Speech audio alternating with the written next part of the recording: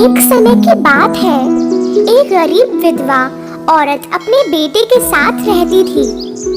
उसका बेटा जैक काम नहीं करता था क्योंकि वो बहुत आलसी था। इसी वजह से उनके पास पैसे नहीं थे। माँ, खाने को कुछ है? मुझे भूख लगी है। दिन गुजरते गए, वो लोग और गरीब हो गए। एक वक्त आया जब उन्हें अपनी गाय मिल्क वाइट बेचनी पड़ी क्योंकि वो उससे खिला नहीं पा रहे थे। जैक की माँ ने उससे कहा कि गाय को बाजार ले जाकर सबसे अच्छे दाम में बेचना, शायद फिर वो खाने के लिए कुछ खरीद पाते। बाजार जाते समय जैक को एक अजीब दिखने वाला बूढ़ा मिला। उस बूढ़े आदमी ने गाय की तरफ देखा और जैक से कहा, हेलो मेरे बच्चे, अगर तुम मुझे तुम्हारी गाय दोगे तो मैं इसके बदले में तुम्हें काफी कीमती चीज दूंगा। जैक ये सुनकर काफी खुश हुआ। बूढ़े आदमी ने 5 बीन्स अपनी जेब से निकाले। बीन्स? पर ये जादुई बीन्स है।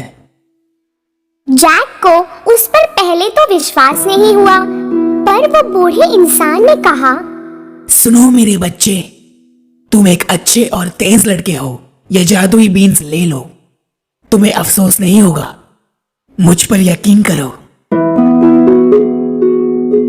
जैक ने उस पर विश्वास किया और उस जादुई बीन के बदले अपनी गाय मिल्क वाइट उसे दे दी।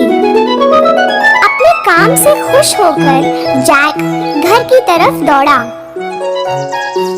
माँ, देखो मैं क्या लाया हूँ।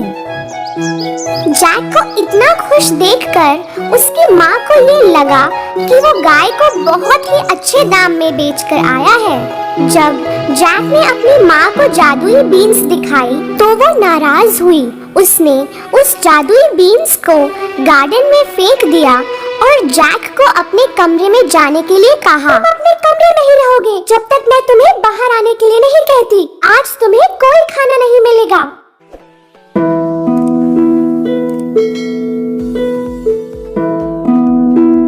सुबह जैक ने अपनी खिड़की से बाहर झांका तो वो हैरान हो गया। उसके कमरे की खिड़की से उसने देखा कि एक पौधा बहुत तेजी से बढ़ रहा है।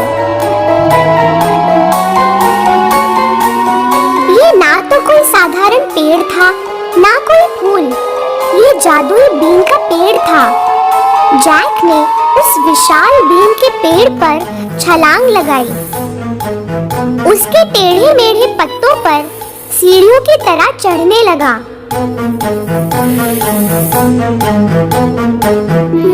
कुछ देर चढ़ने के बाद उसने अपने आप को एक अजीब जगह पाया।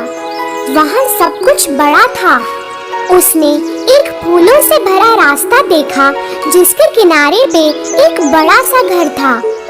जैक घर की तरफ पहुंचा और उसने दरवाजा खटखटाया। एक विशाल औरत ने अंदर से जवाब दिया, मैं आपसे पूछने वाला था कि आपके पास कुछ खाने को होगा? हाँ है, पर तुम्हें मेरे पति के आने से पहले जाना होगा यहाँ से।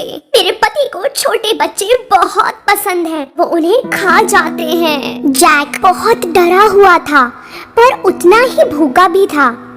जैसे ही वो कुछ खाने के लिए टेबल पर बैठा, उसने सुना कि कोई गहरी आवाज में बाहर बात कर रहा था। मुझे बच्चे की खुशबू आ रही है, कच्चा या पक्का कुछ भी चलेगा, मैं उनको ढूंढ के ही रहूंगा। उस औरत ने जैक को आवाज दी, अभी के अभी ओवन में जाकर छुप जाओ बच्चे। जैक ओवन में जाकर छिप गया। वो राक्षस किचन में जाकर सूंघने लगा। मुझे बच्चे की खुशबू आ रही है। क्या कह रहे हो जी? शायद आपको उस मीट की खुशबू आ रही है जो मैंने कल बिल्ली को खिलाया था। खाना हो जाने पर वो राक्षस अपने सोने के सिक्के गिनने लगा।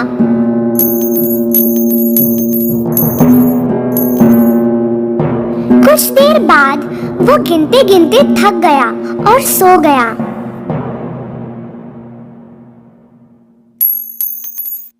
जैक अवन से बाहर आया और उसने सोने के बैग को लिया। उसने बैग को बीन के पेड़ के नीचे फेंका और वो पेड़ से नीचे उतरने लगा।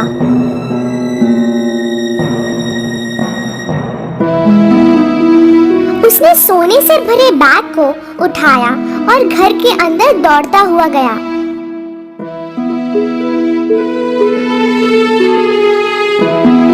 जैक की माँ ने सोने को देखा तो वो बहुत खुश हुई। उस दिन के बाद वो कभी गरीब नहीं रहे। लेकिन कुछ महीनों बाद जो कुछ भी सोने का उनके पास था वो खत्म हो गया। जब और कोई रास्ता नहीं था, जैक फिर से बीन के पेड़ पर चढ़कर उस राक्षस के घर पहुंचा। पिछली बार जब तुम यहाँ आए थे तब हमारा एक सोने का बैग चोरी हो गया था। पर फिर भी उसने जैक को प्यार से अंदर बुलाया। थोड़ी देर में राक्षस घर पहुंचा। मुझे बच्चे की खुशबू आ रही है। कच्चा या पक्का कुछ भी चलेगा, मैं उनको ढूंढ के ही रहूंगा। राक्षस की आवाज सुनते ही जैक अवन में जाकर छुप गया। खाना हो जाने पर राक्षस ने अपनी पत्नी को मुर्गी लाने के लिए कहा।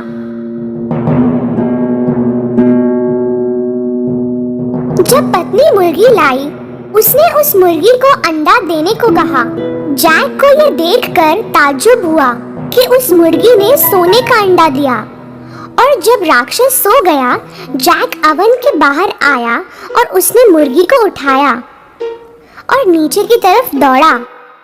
सोने के अंडों की वजह से जैक और उसकी माँ फिर से अमीर हो गए थे।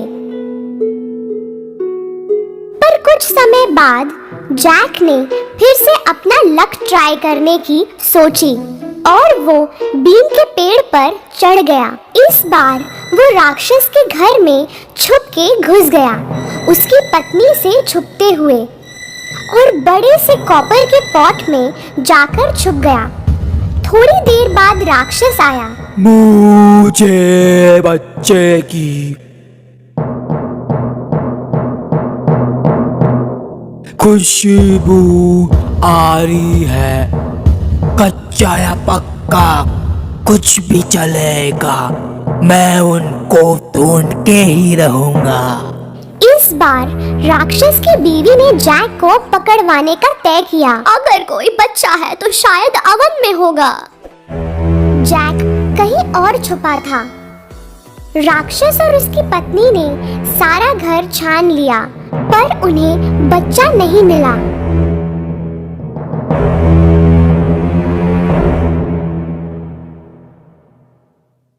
खाने के बाद राक्षस ने सोने की वीणा टेबल पर रखी और उसे बजाने का आदेश दिया।